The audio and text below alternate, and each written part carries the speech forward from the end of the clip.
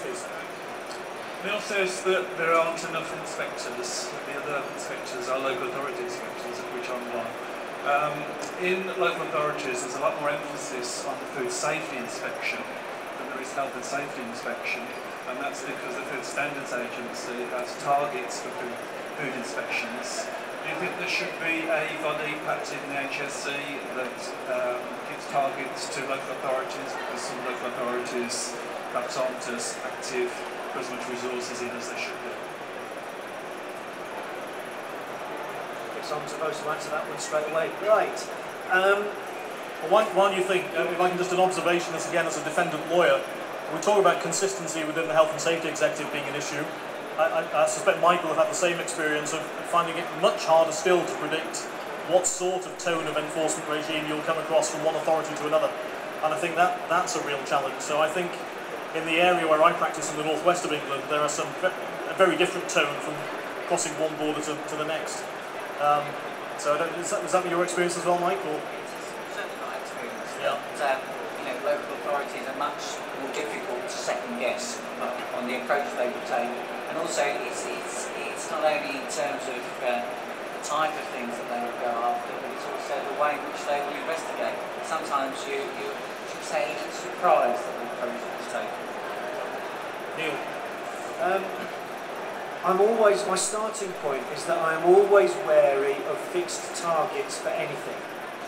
I've sort of grown up within HSE, within my union life, with this kind of negotiated settlement. If you have anything too rigidly, then that system of itself becomes abused, because what becomes important becomes the numbers rather than the quality. So my starting point is I am always wary about setting absolute fixed targets for anything.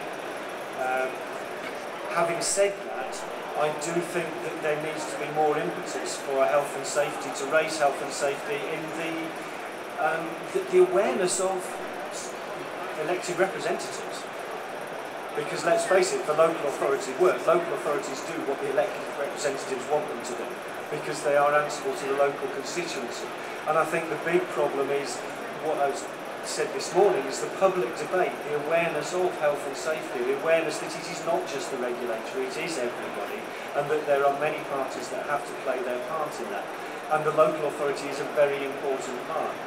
The changing nature of the businesses in this country, away from heavy industry down to SMEs, away from manufacturing to the service industry, means that you're getting more and more business moving into the local authority enforced sector.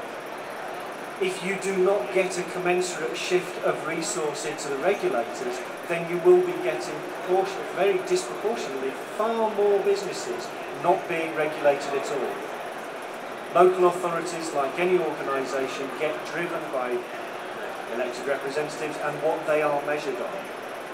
So though I am wary about absolute targets, I really do think that there does need to be some measure of accountability for what sort of health and safety inspection and enforcement there is going on in the local authorities. Because without that focus, it will fall off the edge of the desk.